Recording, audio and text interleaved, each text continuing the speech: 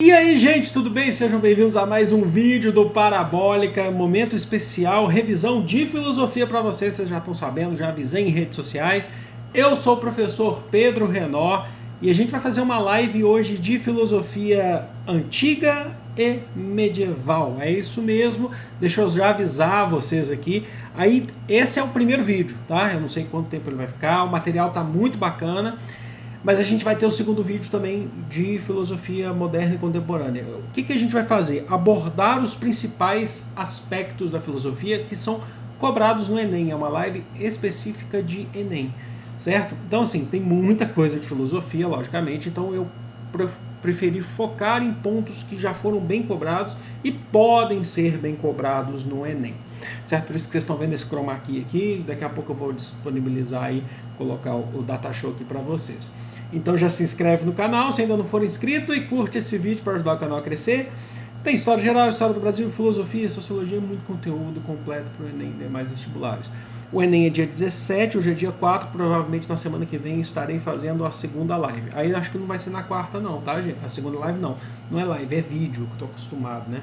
Mas não vai ser na quarta não, porque eles vão ficar muito em cima, tá? Talvez eu faça um pouco antes, aí a gente vê. Bom, eu resolvo isso com vocês. Deixa eu ver aqui, eu tô tentando ser bem mais tranquilo agora, tô vendo aqui meu tempo, tá? Porque tem muita coisa para falar, como eu já adiantei, eu não sei quanto tempo nós teremos aqui de vídeo. Opa, tô até mexendo aqui.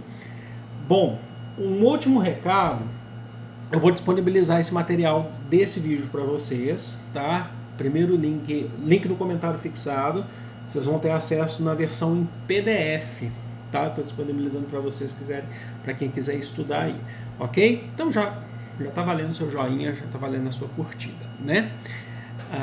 Vamos embora então, gente, ó.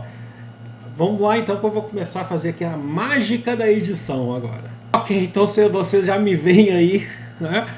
Uma foto bonita e tal. Então essa é uma revisão de filosofia antiga e medieval. Vamos começar então, a gente vai passar pelos principais aspectos da filosofia antiga, principalmente, logicamente, no mundo grego, e aí a gente vai encerrar com a Idade Média, tá bom? Não tem muito mistério, não tem muito segredo o que a gente vai fazer aqui não. Deixa eu só tomar uma água, até aquele recadinho do barulho. Ar-condicionado ligado. Tá bom? Não precisa ser muita gente fazendo, não precisa ficar explicando isso e tal, mas eu explico, tá? Vamos lá. Não tem como, tá muito quente. Ainda mais com luzes ligadas aqui. Primeiro momento da filosofia, a gente chega aí na filosofia pré-socrática, para estudar um pouquinho o que é filosofia pré-socrática. O termo é simples, pré-socrático, que vem antes de Sócrates no período clássico grego. Tudo que é filosofia grega que está antes de Sócrates, no período clássico, ou até mesmo antes do clássico, a gente vai chamar de pré-socrática. Mas a gente tem que tomar muito cuidado. São dois pontos importantes aqui a se destacar. Por conta da pré-socrática, a gente precisa saber da importância de Sócrates para a filosofia. Então a gente vai ver isso daqui a pouco, quando a gente estudar o Sócrates, quando eu passar o slide de Sócrates para vocês. Gente, isso aqui é efeito do chroma key no meu óculos, tá? Não liguem não. Não se importa. Olha, foquem no objeto. Bom, então nós temos esse processo. Entender a importância de Sócrates para o estudo da filosofia. Por que então a gente vai chamar de antes de Sócrates e depois de Sócrates? E um outro ponto é que a gente não precisa, a gente tem que tomar cuidado ao falar de pré-socrático de que achar que é só por conta do tempo. Não é só por conta do tempo de ser antes de Sócrates. A gente estuda essa filosofia pré-socrática também por uma questão de assunto. Olha só, está escrito assim, ó, filósofos que antecederam Sócrates, que nasceu em 469 a.C. e faleceu em 399 a.C., porém não se limitam apenas ao tempo, mas também ao objeto de estudo na filosofia. A gente não estuda eles ou coloca eles só em um ponto ou dentro de um conjunto, de um grupo. Eles são bem diversos, tá? Tem muita coisa. Mas a gente não coloca eles só porque eles são antes de Sócrates. É porque eles têm alguma coisa em comum, além de ser antes de Sócrates, no tempo. Pode ter, inclusive, filósofo que é do tempo de Sócrates, mas a gente chama de pré-socrático. Por quê?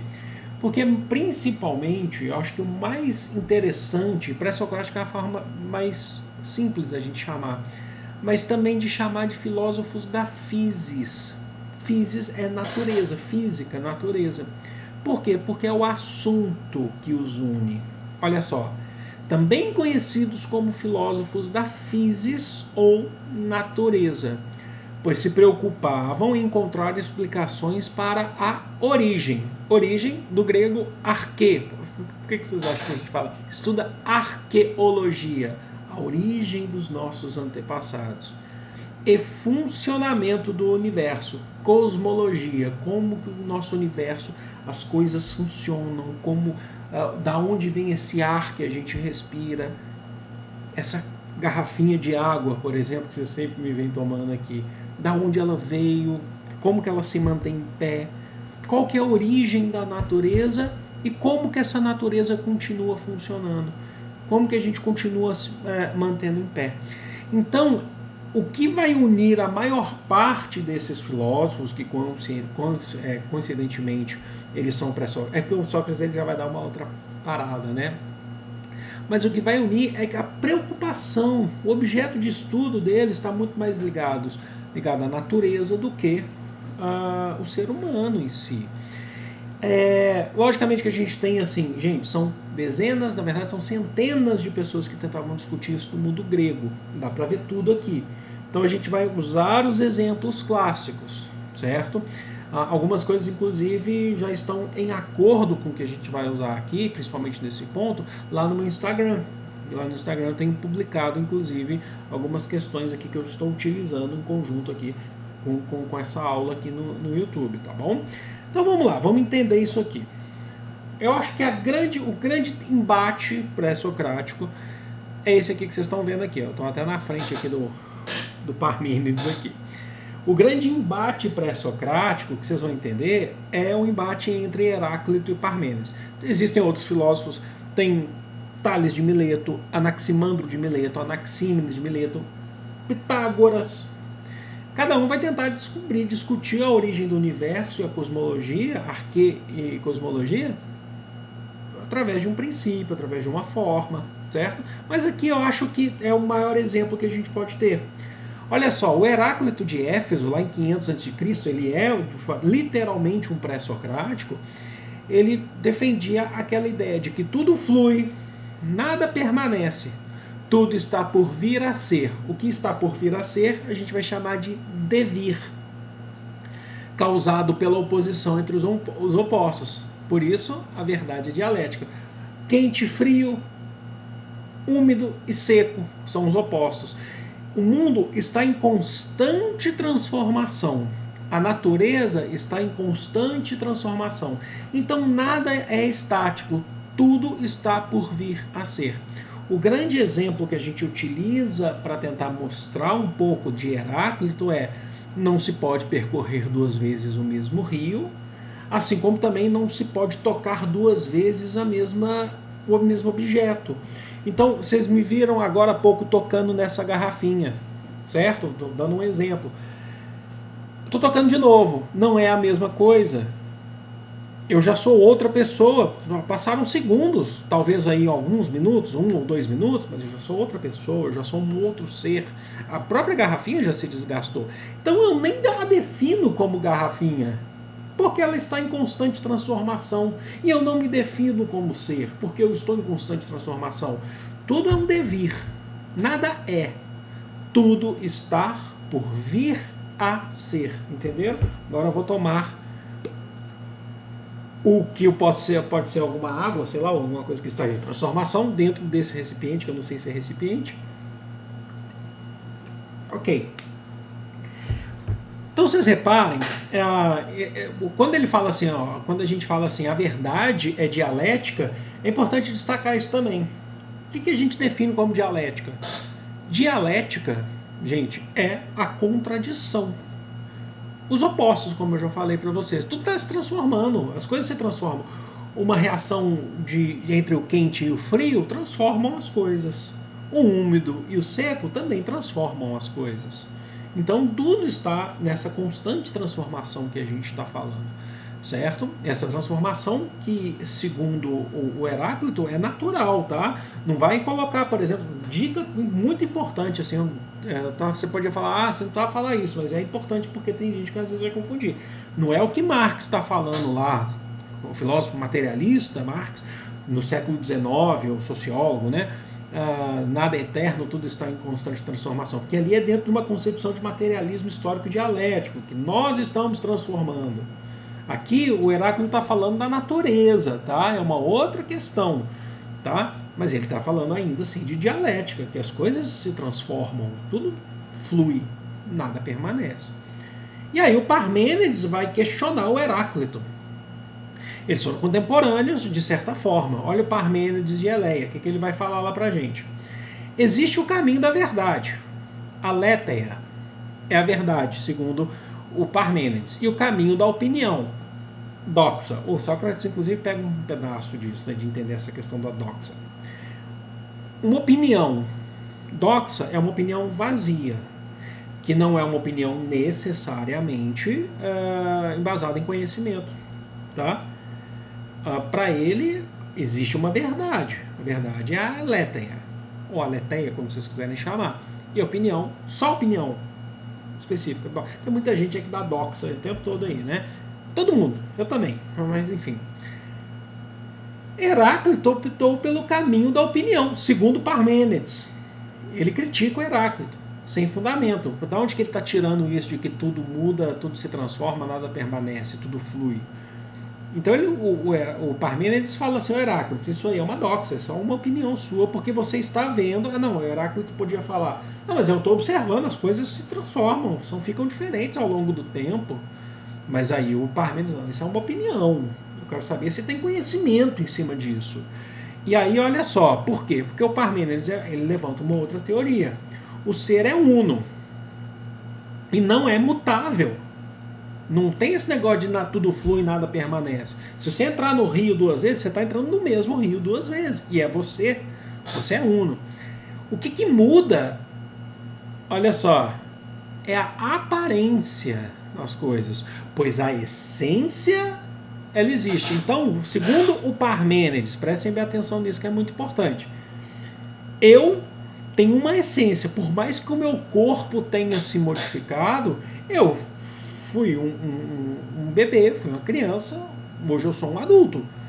E vou continuar, né, me modificando. Mas eu continuo sendo Pedro. A minha essência é Pedro. A aparência modifica, assim como uma garrafinha. Essa garrafa, quando eu a adquiri, talvez ela fosse um pouco mais bonita, menos gasta. O celular, acho que é o melhor exemplo. O celular é um negócio que acaba rapidamente, né? Logo, você tá, o celular aí está se destruindo, surge um monte de risco na tela, aquela coisa toda. Você tem que colocar capinha, mas mesmo assim ele envelhece tanto dentro da sua parte de software quanto a parte física dele, né? Falei software, que bonito, né? Mas olha só, mas ele continua sendo celular. A sua essência ou a sua função, a sua finalidade, a sua essência é um celular, entenderam? Então reparem que esse embate filosófico, ele é característico. Estamos discutindo natureza. A gente muda, não muda? A natureza permanece ou ela flui? Entendem? E aí a gente chega no próximo slide para falar desse meninão aí. Vocês estão vendo aí? Sócrates. Primeira coisa, por que então a gente vai falar o que é filosofia socrática e pré-socrática? Olha só, tá aqui. Filosofia passa a estudar os seres humanos, seu comportamento, suas origens, a origem do ser humano, não necessariamente da natureza. Seu destino, para onde que a gente vai, sabe? Por que a gente está aqui? Então, o foco da filosofia, por isso que Sócrates é considerado o pai da filosofia principalmente ocidental. Porque a gente não é que para, mas a gente começa a dar mais importância para o estudo dos seres humanos. Nós, enquanto seres humanos, explicações para as coisas, mas partindo da gente, certo? Então, por isso que a gente vai falar, tinha antes de Sócrates, os pré-socráticos, natureza, chegamos em Sócrates. E olha que interessante, ele tem um método.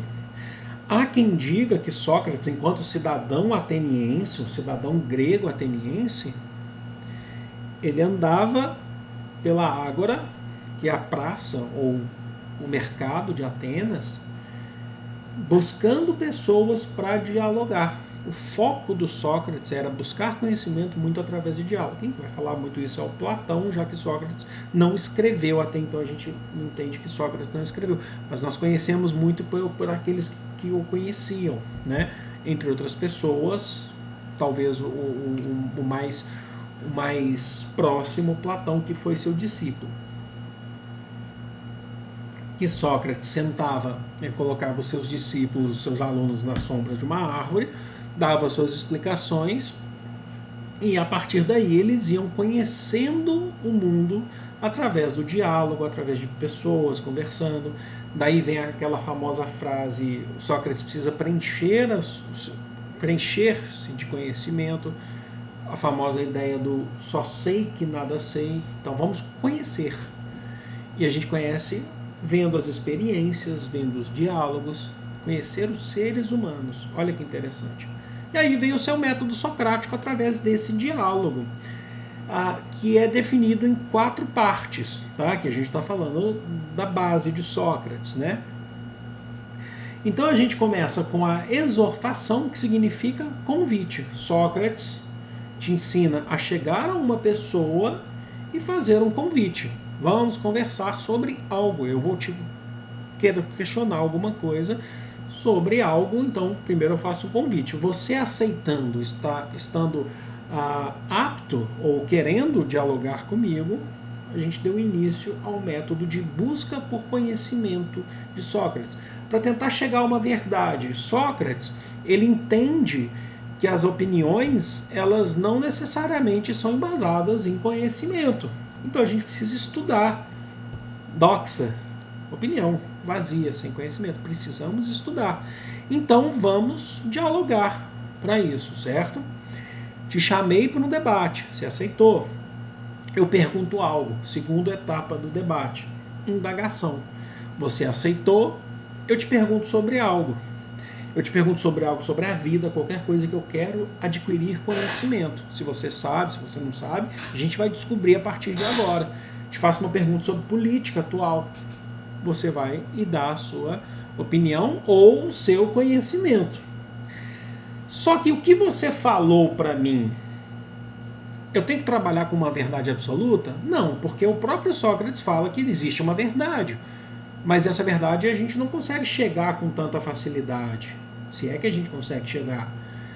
Então, depois que você falou tudo que você sabe ou que você tem opinião sobre isso, vem a terceira parte, que é a parte da ironia.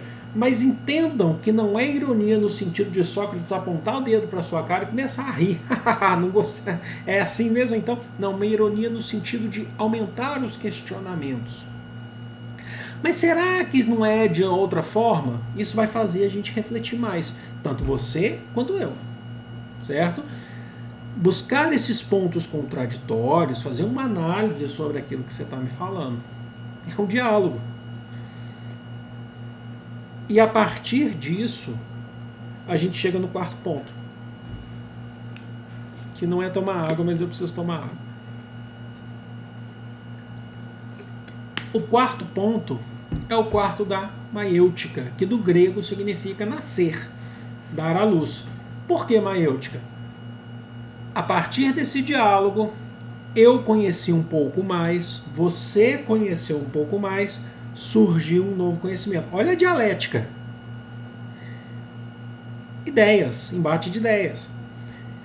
Segundo Sócrates, a gente nunca sai a mesma pessoa ou com o mesmo conhecimento depois de um debate, de um diálogo. Você sempre aprende algo. Agora entendam isso, te saindo um pouco do diálogo literal, e indo para a leitura de um livro. De certa forma, a gente está dialogando com um livro científico, quando você está lendo lá. Eu tenho feito muito isso, tenho lido muito Aristóteles, tenho lido outras coisas também. Quando você aprende aquilo que você dialoga com o livro, você escreve no seu livro, você marca post-it, você ficha, anota em outro lugar, você está dialogando, você pode questionar. O livro não vai te responder ali, ele vai talvez te dê uma resposta, mas ela já está estabelecida. Mas quando você fecha um livro, quando você termina um capítulo ou uma parte que você entendeu, dá uma sensação, para mim pelo menos é assim, para vocês também, dá uma sensação, poxa, aprendi. Ou depois dessa aula, por exemplo, eu olho depois os comentários de vocês. Eu falo, poxa, alguém me corrigiu em tal coisa que eu me equivoquei, mas eu não sabia disso. Acontece, viu, gente? Acontece, ninguém sabe de tudo. Eu falo, poxa, legal, nas minhas próximas aulas, eu vou pesquisar um pouco mais sobre isso? Beleza, que eu acho que isso é importante.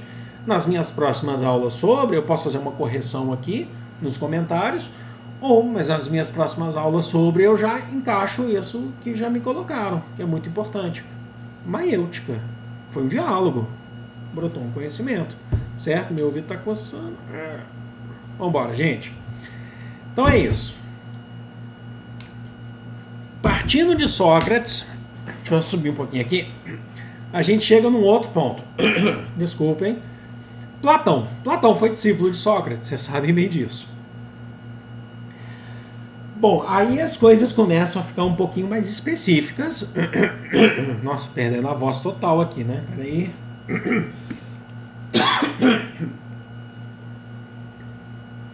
Gente, não pretendo cortar, tá? Platão, fundador da sua escola, Academia de Atenas, a escola de Platão. Não, o negócio tá feio, hein? O que ele vai fazer, o que é tão importante para Platão, o que é tão importante para a gente entender? O Platão, ele vai escrever muito sobre Sócrates, ele vai aprender muito sobre diálogo, sobre dialética, e ele vai dividir o mundo, a concepção que ele tem do mundo, em dois. O mundo sensível e o mundo inteligível. O mundo sensível é esse nosso mundo. É a sensação que eu tenho ao tomar água. A ficar com rouquidão.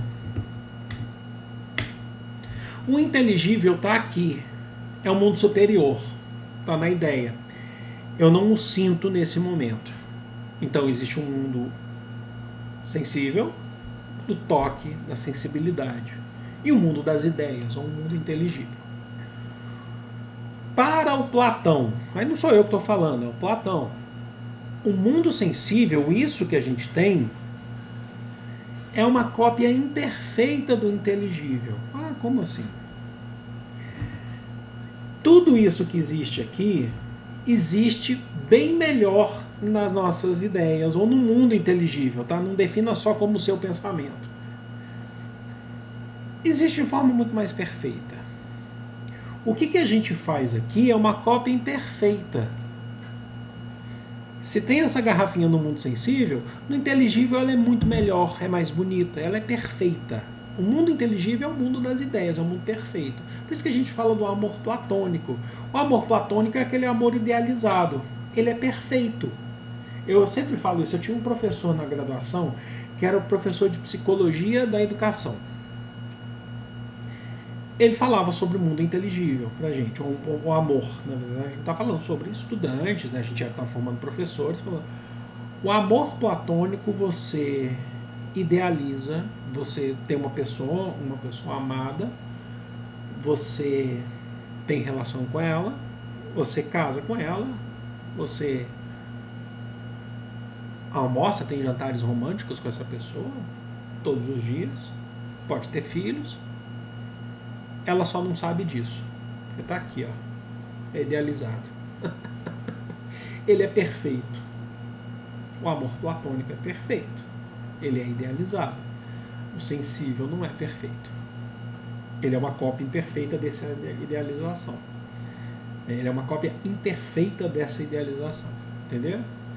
Poxa, mas o Platão, então, ele fala que existem dois mundos. Ele não nega a existência do sensível. Afinal de contas, ele vive do sensível. Só que ele fala, poxa, mas esse aqui é desprezível, ele é imperfeito. O mundo das ideias é muito mais legal. Então olha só o que ele fala. Ele diz que a gente já teve nesse mundo inteligível, ou a gente consegue chegar lá de alguma forma. Ao sairmos do mundo inteligível, passamos por um processo de amnésia. A gente esquece desse mundo inteligível. A gente chega no mundo sensível e esquece. E passamos a lembrá-lo aos poucos, através de um processo de reminiscência, que vem, reminiscência é memória, É lembrança, que se dá através dos estudos. Você precisa estudar bastante, e aí você começa a lembrar. Significa que um dia nós esquecemos o que era isso, um celular. Para que isso serve, como é que isso aqui funciona, para que é a forma. Algumas pessoas começaram a lembrar, passaram por um processo de reminiscência. E nessa lembrança fizeram o celular. É perfeito? Não, ele é imperfeito. O celular do mundo ideal, ele faz muito mais coisas. Sabe aquela ideia? Ele fala assim, poxa, quando a gente pensa assim, quando você é criança, né? Eu tinha um amigo, é legal dar esses exemplos aqui, né? Afinal de contas é uma aula de revisão, mas a gente tem que descontrair e acho que os exemplos são válidos. Quando eu era bem criança, 5, 6 anos de idade, eu tenho muitas lembranças ainda, com 2 anos de idade eu tenho lembranças, tá? Ainda que um pouco remotas, mas eu tenho. Não sei se é genético, eu tenho. Mas lá com 5, 6 anos de idade, eu lembro que eu tinha um amigo em São Paulo, hoje eu moro em Belo Horizonte, mas como criança eu morei em São Paulo, que ele tinha um tênis. Antigamente os tênis eram todos mais chapados, era uma cor só e não tinha apetrechos, né? Aí um amigo surgiu foi a primeira vez que eu vi um tênis mais elaborado, tal, desses tênis mais modernos, tal. E eu lembro que a sola dele era todo colorida, tal. E esse amigo falava um monte de coisa. Eu lembro que a gente ficava um tempão, assim, ele virava a sola do tênis assim, ficava mostrando várias cores e falava, esse botão aqui faz eu voar, esse botão aqui faz eu andar mais rápido, esse botão aqui faz isso. Eu era muito criança, eu ficava, nossa, que legal. Ele também era, mas ele já era um pouco mais velho, então ele estava tapeando a gente. Ele era uma criança também. Ele devia ser uns 3 anos mais velho que eu, e meu irmão. E eu ficava pensando, nossa, que tênis legal. Imagina só você ter um tênis, você aperta um botão, ele sai um negócio e você consegue voar. Imagina eu indo para a escola assim. Na real, esse tênis não fazia nada. Eu nem lembro a marca do tênis.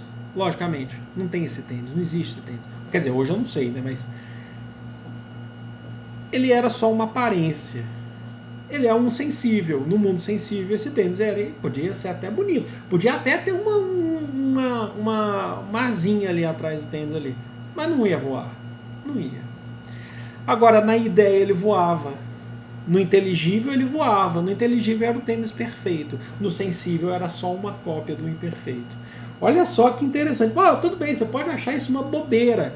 Mas dá para encaixar no exemplo de Platão, gente. É interessante isso, né? Bom, como que a gente consegue lembrar desses exemplos, desse processo de reminiscência? Através do estudo, através da razão. Platão é um filósofo que estudava muito, certo? E aí ele fala que a nossa alma, ele acreditava em alma, a nossa alma era dividida em 3 partes. Nós temos a alma apetitiva, que é a da sobrevivência. É aquela parte da alma que te fala assim, você está com fome, você precisa comer. Você está com sede, você precisa beber. Você está com sono, você precisa dormir. É a parte da alma que nos mostra a sobrevivência. A parte da alma que é irracível é aquela que nos mostra os sentimentos. Nossa, toquei, estou apaixonado, gostei disso, estou eufórico, estou feliz, estou triste. É a alma. Todos nós temos a alma apetitiva e a irracível. Isso aí é independente, tá, de qualquer condição prévia. Você sente fome, você sente sentimentos. De alguma forma, alegria, felicidade ou não, a gente não está entrando nas questões psicológicas da atualidade, tá? Mas aí chega na parte superior da alma, que é a alma racional. Essa alma é a que leva à reminiscência. E essa alma racional só é atingida através de muito estudo. Segundo Platão, ele tinha, logicamente, que é a alma racional. Sócrates, também discípulo, que foi professor de Platão, mentor, né? Ou mestre.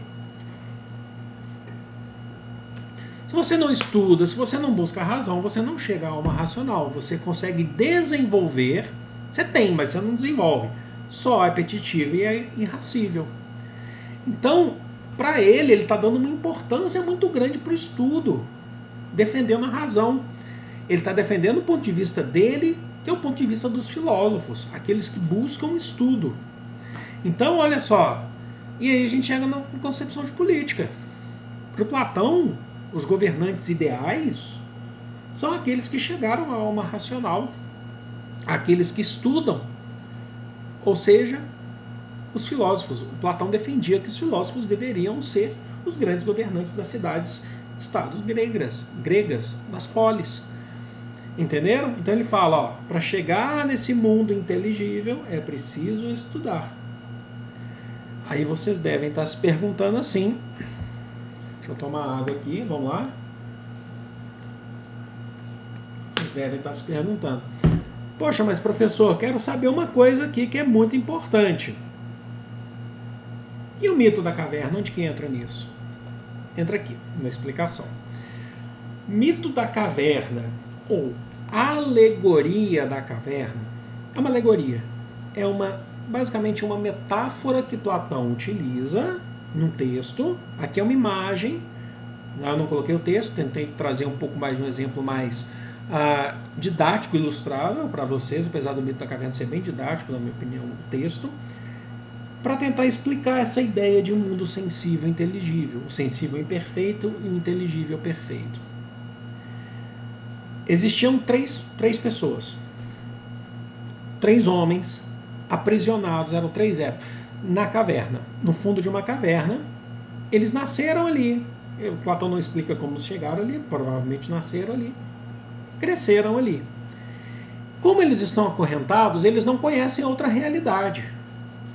A única coisa que eles sabem de movimento que se tem dentro da caverna são as sombras do que passa lá fora, ou mais na entrada da caverna. Vocês estão vendo ali que tem 2, está mostrando 2 ali, né? 2 sentados ali, tem um muro, e eles veem a sombra de um cavalo, de um jarro, de um pássaro, né? Que ele vê, por exemplo, é só uma alegoria, tá, gente? Não entendam isso. Pessoas ou seres que passam ali fora da caverna, que em contato com a luz geram uma sombra no fundo da caverna. Como esses sujeitos eles estão presos dentro da caverna, a única coisa que eles têm da vida, eles entendem que é a realidade, é aquilo. Então eles acham que a sombra é uma realidade. Eles nunca viram um cavalo, mas eles já viram uma sombra de um cavalo. Então eles acham que a sombra é o cavalo. Se é que eles não chamam de cavalo. Só que uma vez, um desses homens conseguiu se soltar das correntes e saiu da caverna e viu que o mundo é muito mais amplo. Ele falou, não eram sombras, não eram seres de verdade, aquilo eram sombras. Ele percebe, ele passa a ter essa concepção. Só que o que a gente está entendendo aqui?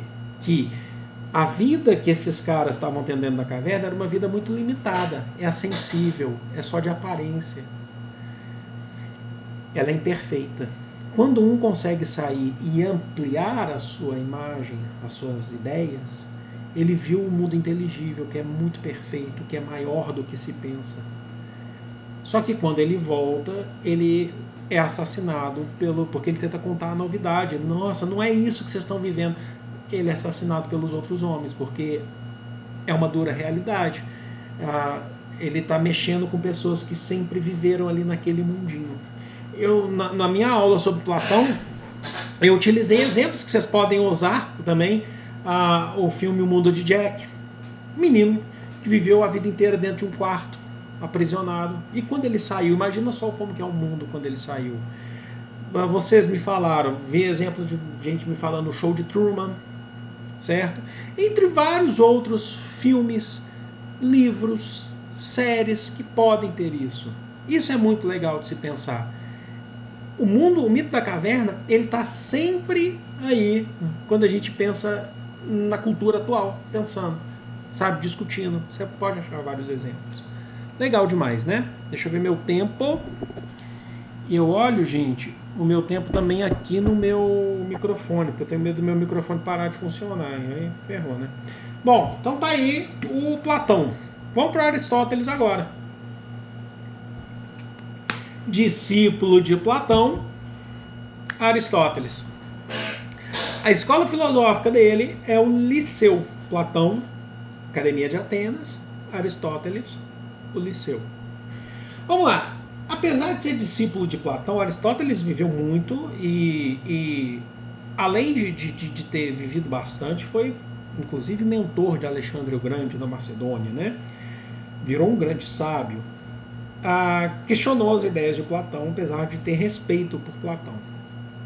Questionou as ideias de Sócrates, apesar de ter respeito por Sócrates. A primeira coisa que a gente entende de Aristóteles, que já logo de cara é para bater de frente com Platão, e vocês precisam saber bem dessa relação, é a teoria metafísica. Se opondo às ideias de Platão. O mundo sensível gera sim conhecimento para Aristóteles. O Platão falava que não. Para o Platão, só o mundo inteligível gerava conhecimento. O que a gente faz no sensível é uma cópia imperfeita. A gente não está gerando nada novo, a gente só está copiando. Para Aristóteles, não. Para Aristóteles, ele gera assim, você está aqui, você está vivendo, você está gerando conhecimento, certo? Para ele, a essência das coisas está nas próprias coisas, não no inteligível. Ele não nega a existência de um inteligível. Desculpa, ele não nega a existência de um inteligível. Mas ele diz que o sensível é tão importante quanto, ou talvez mais. É aqui que a gente vive, é aqui que você respira, que você tem sensações. E ele tenta explicar isso, gente, através da famosa teoria das causas. Prestem bem atenção. 4 partes. A causa material. Matéria-prima. Vou usar a água aqui, que acho que é o que eu tenho na mão aqui mais fácil. Matéria-prima. A água não, a garrafinha de água. Ou melhor, o celular. Headset. Fica mais destacado aqui. Matéria-prima, do que é feito? Tem parte de metal, então utilizaram de mineração. Tem parte de plástico, petróleo. Eu consegui discutir da onde vem esse objeto. Matéria-prima. Estou tentando encaixar ele aqui. Bonitinho, né? Novo esse headset aqui. Matéria-prima. Causa formal. Qual que é a forma? Ele tem uma forma X. Na verdade, essa forma X serve para, ó, entendeu? Tem um motivo de existir uma forma para isso. Causa eficiente. Quem foi o intermediador que transformou metal bruto, nem sei se é metal isso aqui, mas é um metal de baixa qualidade, logicamente, nesse formato, ou plástico, petróleo, nesse formato? Quem foi?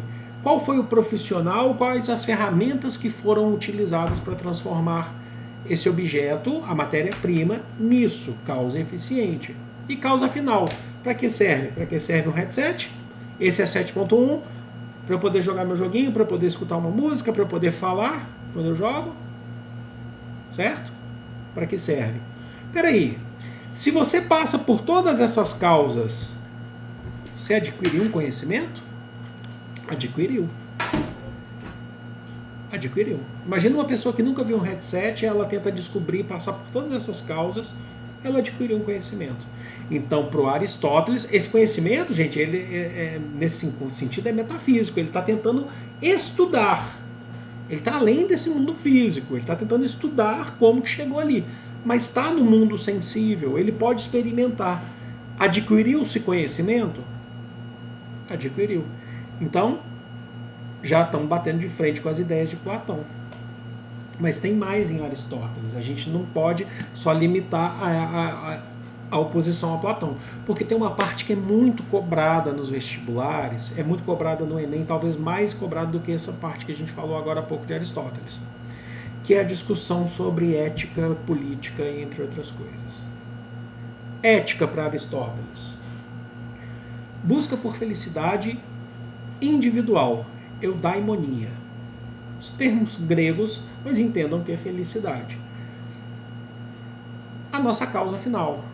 Viver para o Aristóteles na Terra, no mundo sensível, sem pensar necessariamente em atingir a alma racional ou inteligível, é buscar felicidade. Você precisa buscar a sua felicidade individual.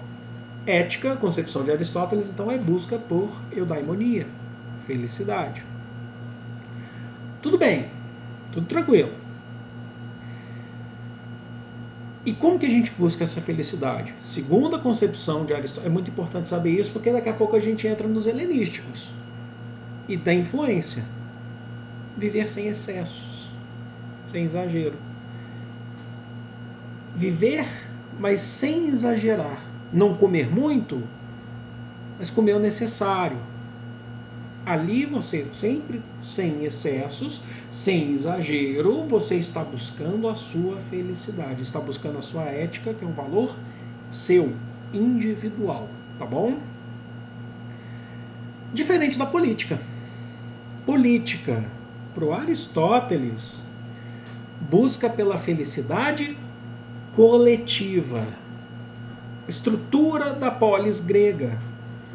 O que é importante? Uma polis precisa ter uma praça, precisa ter um teatro, precisa ter um local de comércio, precisa ser feita do lado de um rio, água potável. Quem que vai decidir isso são os políticos. Então a política está buscando o coletivo, a ética está buscando o individual, só busca por felicidade individual. A política busca o bem de todos, certo? E aí entra um ponto que é muito importante. Tudo isso aqui já foi bem cobrado em Enem, pode ser muito bem cobrado sempre. O cidadão, na concepção do Aristóteles, é aquele que pertence à polis. Mas cuidado que Aristóteles tem uma visão do mundo grego. Não pode ser escravo de guerra ou qualquer outra forma. Nesse caso aqui são os escravos de guerra, porque a escravidão por dívida tinha sido abolida. E não pode ser mulher. Segundo Aristóteles, as mulheres não têm capacidade de pensar. Segundo as concepções, tem vídeo aqui no canal que eu falo isso, segundo a concepção do Aristóteles, elas não podem ter autonomia, elas não têm autonomia, são só acompanham seus maridos, cuidam do lar e servem para, na concepção do Aristóteles, que é uma concepção do mundo grego, só para criar os filhos. Para Aristóteles, a concepção de cidadania é baseada na participação nas assembleias. O cidadão é aquele homem nascido naquela cidade, que tem ligação com a cidade, que vai fazer a política e participa das assembleias por direito. Então, participação política representa a cidadania na concepção aristotélica. Tudo certo, né? Ok. Mas passado então Aristóteles, espero que vocês tenham entendido, a gente chega, logicamente... Foi muito cobrado já em tudo quanto é vestibular, no próprio Enem, mas não pode deixar de ser lembrado. Escola de Atenas, século XVI, Rafael Sanzio. Obra renascentista de Florença, né? Então o que a gente tem aqui? A gente sabe que os renascentistas eles eram grandes admiradores do mundo grego. Nós temos aqui dentro, numa estrutura certamente renascentista, mas contida por grande maioria de filósofos gregos. Tem alguns aí que dizem que o Rafael Sanzio se inspirou, por exemplo, dizem que ali embaixo nós temos Michelangelo e tal.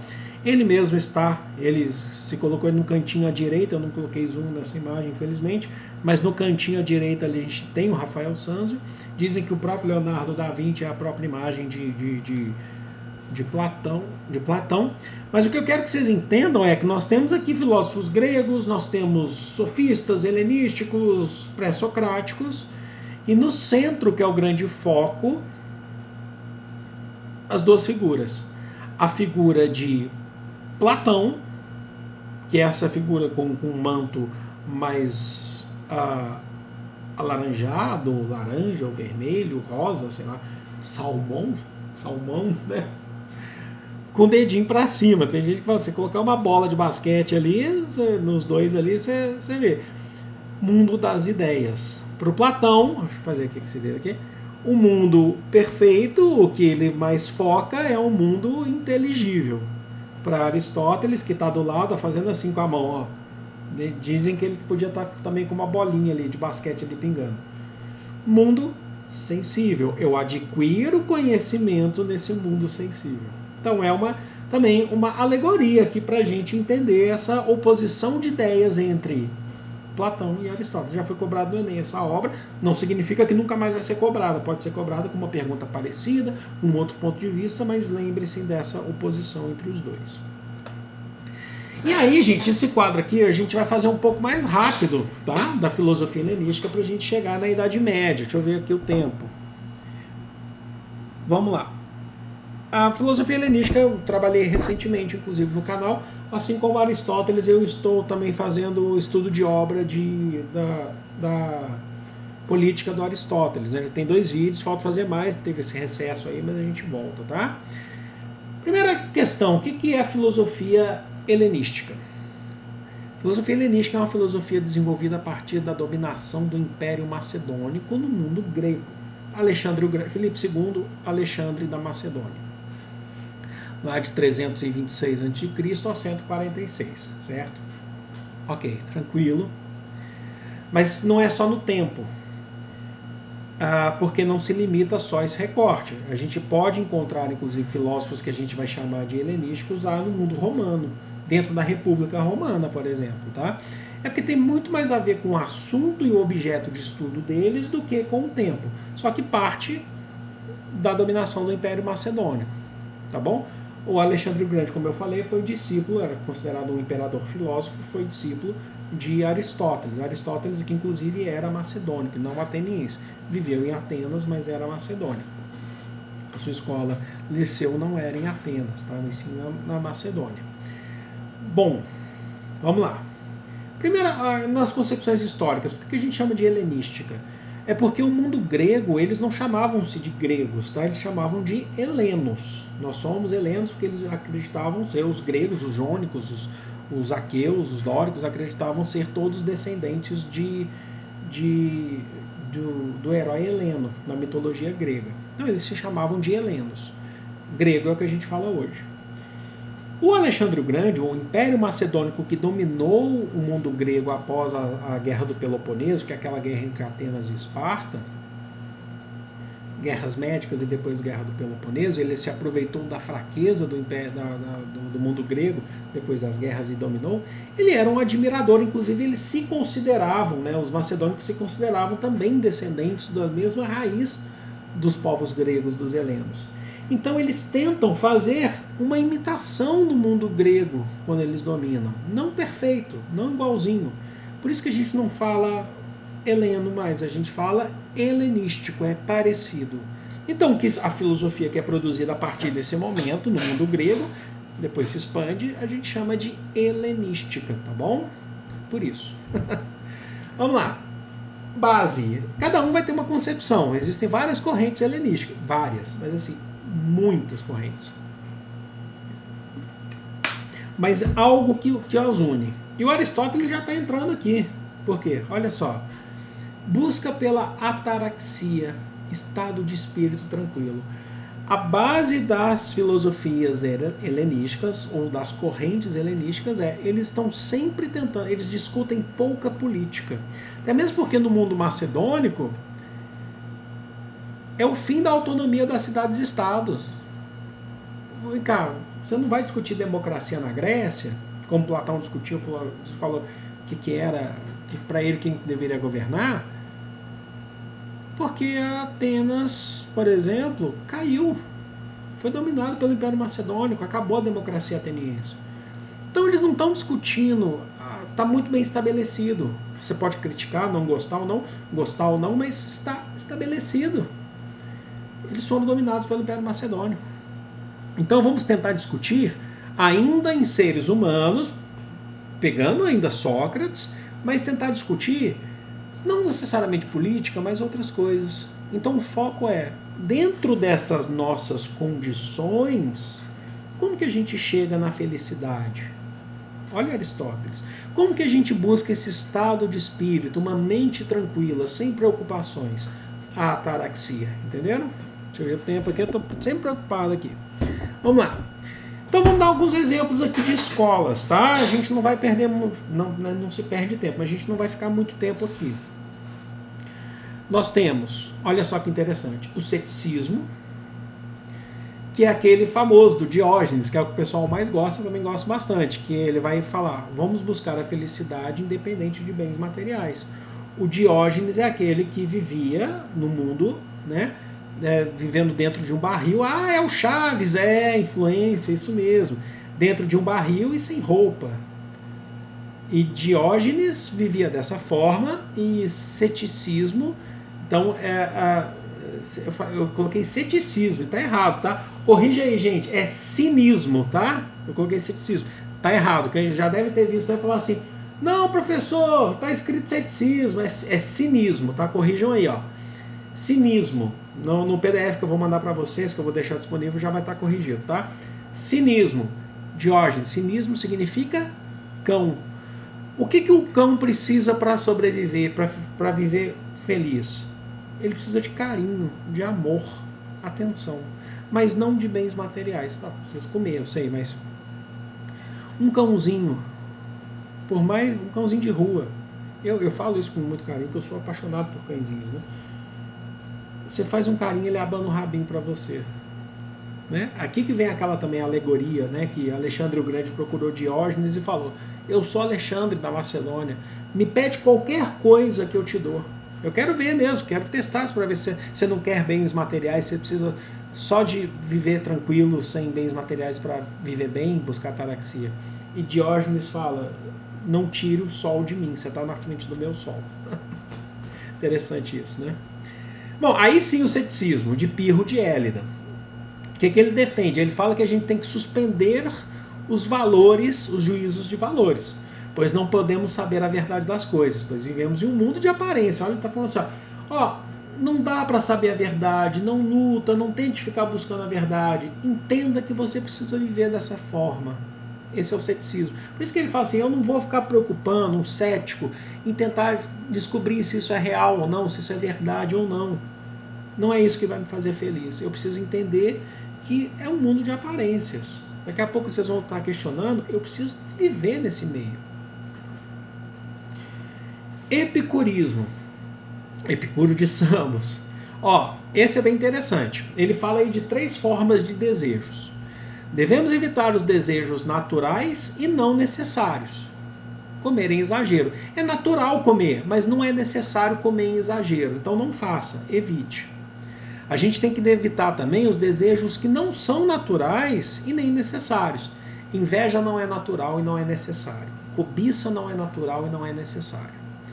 O que a gente tem que entender, aceitar e viver mesmo é com os desejos naturais e necessários. Comer, beber, dormir. Isso é natural. E é necessário que você coma, que você beba e que você durma. Mas sem exagero. E o estoicismo de Zenão de Sítio. Todos eles têm vídeo aqui, tá? No canal. A gente não tem que preocupar com o que a gente não pode transformar. Você não consegue combater a morte, então não se preocupe com a morte. E eu acho que o melhor exemplo é a opinião dos outros, que ele usa. Se o cara não está propenso a mudar de opinião, não dá para transformar essa opinião, não se preocupe. Aperta a tecla. Tranquilo, né, gente? É isso. Então, filosofia helenística busca pela ataraxia. Vamos passar, então, a estudar os 2 grandes exemplos agora da medieval. Lembrando que aqui é uma revisão, tem muito mais coisa, mas eu estou focando nos pontos que podem nos pegar aí no Enem, que são importantes saber, pelo menos uma base, tá? E aqui a gente já entra na filosofia medieval, gente. Ainda que no início dessa filosofia medieval, estudando o grande Agostinho de Hipona, que nasceu dentro do Império, das dependências do Império Romano, no norte da África, atual Argélia, mas que entra na Idade Média, certo? Se virou santo pela igreja, doutor, quando a gente fala doutor, os 2 próximos, que o próximo é o Tomás de Aquino, são considerados doutores da igreja. Significa que a sua obra tem uma importância muito grande para os dogmas da igreja. Bom, o Agostinho de Hipona não começou como um católico. Ele nasceu nas dependências do Império Romano, a sua mãe era cristã, certo? mas que utilizava inclusive do Antigo Testamento. A escola que o Agostinho de Hipona, se você quiser chamar de Santo Agostinho, fique à vontade. A gente identifica ele como Agostinho, Agostinho de Hipona ou Santo Agostinho. Tá? Eu falo Agostinho de Hipona porque é o seu nome mais próximo. Certo? Escola patrística. O nome da escola, só para vocês saberem. Não tem lá Platão, que é a Escola de Atenas, Academia de Aristóteles, que é o Liceu. Aqui, ó, patrística. O Agostinho de Hipona, para vocês entenderem, ele dizia que ele tinha uma vida triste antes de se tornar um cristão. Tá bom? Que você precisa entender? Que ele tentou ou utilizou de várias doutrinas, de várias formas, conheceu. Isso faz parte da sua formação filosófica. Ele teve contato com o Antigo Testamento, por influência de sua mãe. Ele dizia que era uma pessoa vazia, triste, antes de encontrar Deus. Mas ele fez críticas, não gostou, ou não quis acreditar, ou não acreditou em um Deus punitivo pelo Antigo Testamento.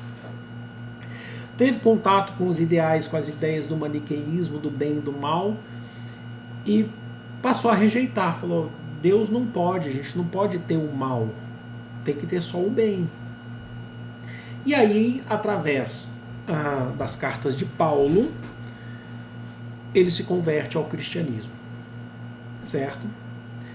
Vocês vão perceber que ele vem de uma influência neoplatônica. Isso é interessante dizer. Existem outros, a gente tem vídeos aqui sobre outros filósofos neoplatônicos, que são filósofos que têm alguma coisa de Platão, mas tentam transformar em seu tempo. Vocês vão perceber que Agostinho é isso. O que ele vai entender? Primeira coisa, Agostinho, até mesmo por conta da sua própria história, ele entende que a salvação para chegar a Deus, ou o reino dos céus, é atingida através da conversão e meditação. Ele está defendendo uma posição de salvação pela fé. Sabe quando a gente fala lá em 1517, mais de 1000 anos depois de Agostinho, quando a gente fala em Martinho Lutero, defendendo salvação pela fé contra a venda de indulgências e a simonia, e a gente fala, poxa, mas Martinho Lutero é um monge agostiniano que seguiu os ensinamentos de Agostinho. Olha aqui, basta ter fé, através da meditação você vai se salvar. Não há esse Deus punitivo, ou ele pelo menos é contra esse Deus punitivista. Então, o Agostinho, ele já é um reformista do cristianismo desde o início. Para a sua época, o Agostinho de Hipona, ele já é super importante nesse sentido. Gente, o que eu coloco aqui, em poucas palavras, é de uma questão didática, mas a obra do Agostinho é super complexa. Uma pessoa mesmo que conhece de Agostinho de Hipona ao ponto de estudar, de ter trabalhos acadêmicos sobre Agostinho de Hipona, muitas vezes passa a vida estudando e não consegue saber tudo. Aqui a gente pega uma parte mais didática para essa revisão. Vamos lá. Aqui a gente vai achar Platão. Deus é criador do espaço e do tempo. Deus criou tudo. Agostinho acredita nisso. Ele criou o espaço e o tempo. Se você chega para Agostinho de Hipona e fala assim, mas se Deus criou o espaço e o tempo, o que tinha antes desse espaço de Deus ter criado? Agostinho vai falar, se Deus criou o tempo, não tem antes de Deus. Ele não está te dando uma alternativa. Assim, foi Deus que criou o tempo. Então não tem um antes da criação de Deus, entenderam? E aí ele defende o seguinte, o meio é onde reinam os homens, é o mundo sensível. Tenta transformar, não é tão simples assim, mas aqui é a forma mais direta e didática de se entender. Tenta transformar o mundo sensível de Platão para o reino dos homens, é onde nós vivemos.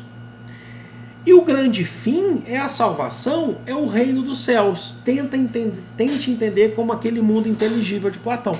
Gente, não é volto a dizer, não é tão simples assim, tem muito estudo em Agostinho sobre isso, mas é uma forma que a gente encontra de dar um exemplo didático sobre esse neoplatonismo que influenciou o Agostinho de Hipona, do mundo sensível enquanto o reino dos homens e o mundo inteligível enquanto o reino de Deus ou o reino dos céus.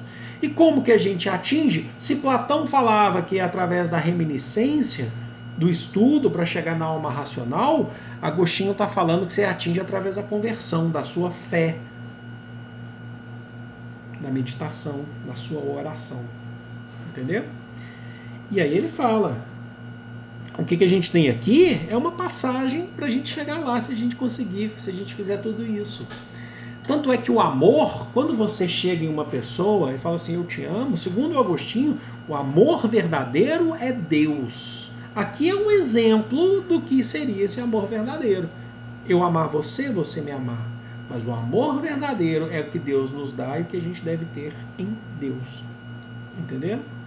Olha só que interessante. E aí ele faz as críticas, como eu falei para vocês, ao maniqueísmo, aquela ideia de bem e mal. Ele fala assim, não existe um mal para todo bem. A crítica ao maniqueísmo. O mal é a ausência de Deus. Se Deus está distante de tal região, o mal se propaga. Mas com Deus, ali, se Ele quiser, não existe o mal. Então Ele não quer esse...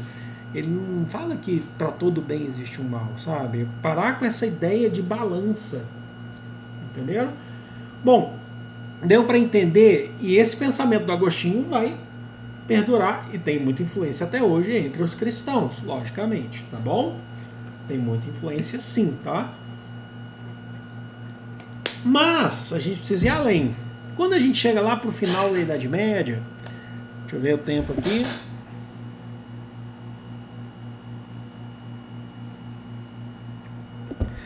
A gente chega nesse cara aqui, que é o Tomás de Aquino, ó, 1225 a 1274, já é baixa Idade Média, período já saindo, período de cruzadas, né, as principais cruzadas já se foram, inclusive.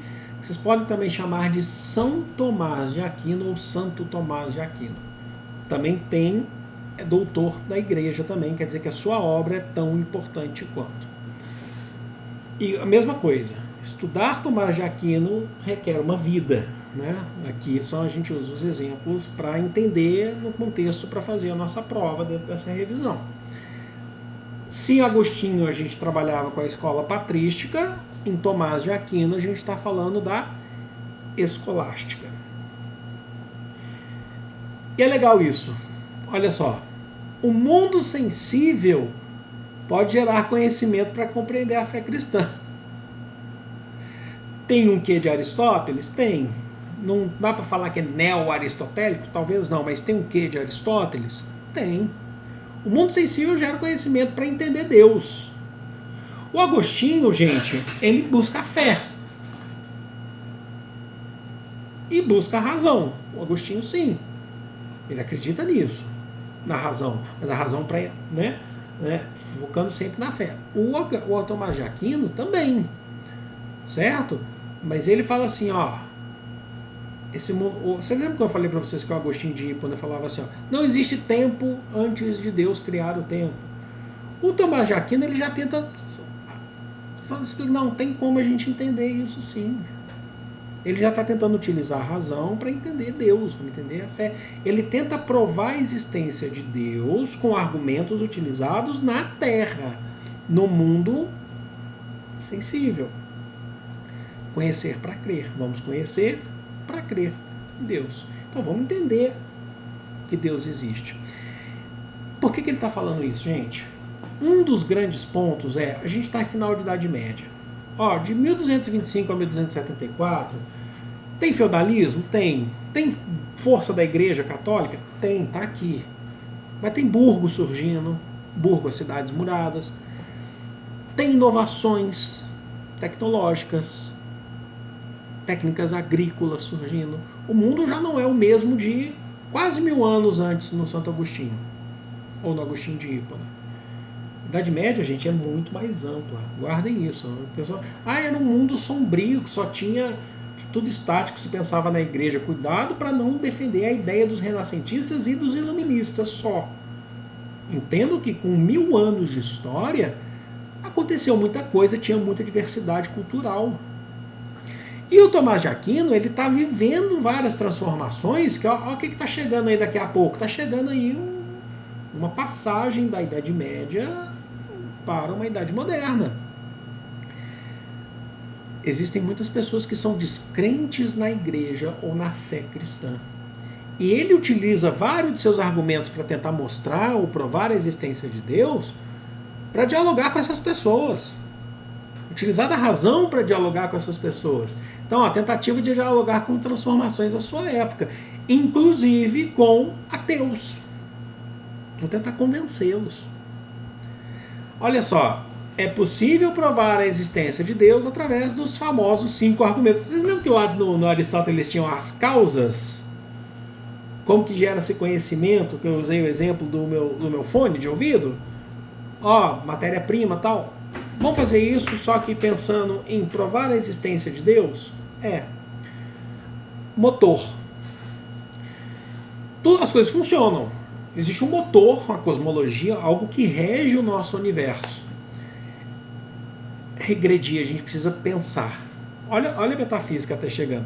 A gente precisa pensar, estudar e vendo como que as coisas estão funcionando. Por que existem movimento dos astros, como que existe o vento, como a árvore mexe a folha. A gente vai regredindo no sentido de estudar, indo atrás para ver a causa das coisas. Regredir para compreender o movimento das coisas. E ele fala assim, ele vai chegar num ponto que fala assim, é Deus. Está movimentando. Gente, lembrando, você pode concordar, você pode discordar, não é o meu objetivo aqui. O objetivo aqui é falar o que o Tomás de Aquino dizia. Certo? Você pode falar, não é nada disso. Não importa. O importante é a gente entender o que ele pensava para poder fazer esse diálogo com outros filósofos da sua época. Chegou a Deus. A causa eficiente. Vamos regredir para compreender o motivo de tudo existir. Deve ter um motivo de tudo existir. E segundo ele, você chega a Deus. O contingente necessário. Motivo de tudo ter uma forma específica. Por que a árvore, por que o rio, por que as margens do rio são dessa forma, por que não é um grande mar, ou por que se tem um grande mar. Você vai chegar a Deus. Ele fala assim, só pode ter um motivo. Porque se a gente for chegar a uma explicação na concepção dele, você vai chegar a Deus. Graus de perfeição. A gente tem parâmetros. Alto e baixo, maior, menor. Para o Tomás de Aquino, o grande parâmetro de tudo é Deus. A gente só consegue saber em relação a Deus. Você é uma pessoa grandiosa, mas grandiosa comparado a Deus, você não é tão grandioso assim. Para ele, o primeiro parâmetro é Deus. E aí a última parte, né, o último argumento, é o governo supremo. Finalidade de vivermos. Para que a gente vive?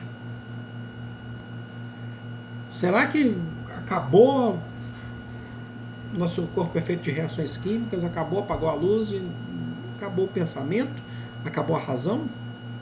Para o Tomás de Aquino, gente, olha só, não pode acabar por ali. Existe algo após a morte, existe um motivo de estarmos aqui, existe um fim. E o fim é Deus. Então ele tenta utilizar desses argumentos para chegar lá. Para chegar lá e falar assim, ó, estamos chegando em Deus. Então ele está tentando dialogar, certo? Ele dá uma contribuição em relação à filosofia que é produzida na Idade Média, pode entrar em contraste algumas vezes com Agostinho de Hipona, mas pode acrescentar também, entenderam? Gente, voltei aqui agora, já com o Chroma Key novamente, para falar para vocês que foi um prazer estar aqui. Demorou, eu sei, 1 hora e pouquinho aí de vídeo, mas acho que foi dado o recado, foi uma revisão boa. Achei que foi uma revisão boa, fiquei feliz, satisfeito. Agora vou editar, né? Edição básica aqui. E vou lançar o vídeo então para vocês, né? Vocês já estão vendo, logicamente. Eu vou lembrando mais uma vez que o PDF, já com aquela correção que eu identifiquei na filosofia helenística, está aqui na descrição. Descrição não, desculpe. Primeiro comentário fixado, na parte dos comentários, tá bom? Bom, eu vou tentar fazer então, vou marcar com vocês a segunda parte, falando de uma revisão de filosofia moderna e contemporânea. Mas eu aviso sempre em redes sociais, ou aviso aqui mesmo também para vocês, tá bom? Foi um grande prazer. Dá aquela curtida porque ajuda, sabe? Ajuda demais. Indiquem esse vídeo para os seus amigos, tal. Isso é muito importante. Essa revisão vai passar o Enem, vai ficar para outros Enems também, entendeu? É muito bacana. Amo vocês de coração. Grande beijo. Fui!